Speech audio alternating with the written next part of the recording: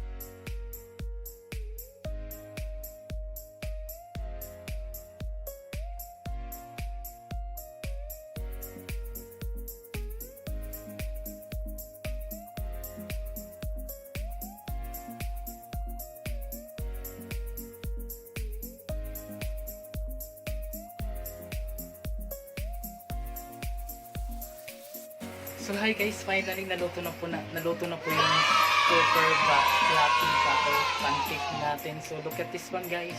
Ayan. So sobrang napaka-fluffy niya talaga. Oh. Ayan. Ayan. So yun guys, umaabot po siya ng 15 loaves po siya. Kasi ang ginamit ko siyang cake flour po siya. Tapos 10 cups of flour. Tapos so if ever may na-miss kayo kung paano gawin ito, so ilagay ko lang po mamaya sa description box nito ang mga ingredients nito, tapos yung tamang sangkap sa pagluluto ng super fluffy buttered pancake natin. So ayun guys, this is perfect for merienda mamaya. So pagsasaluhan namin ito kasi. So happy Mother's Day to all guys, and see you for my next video. Bye bye.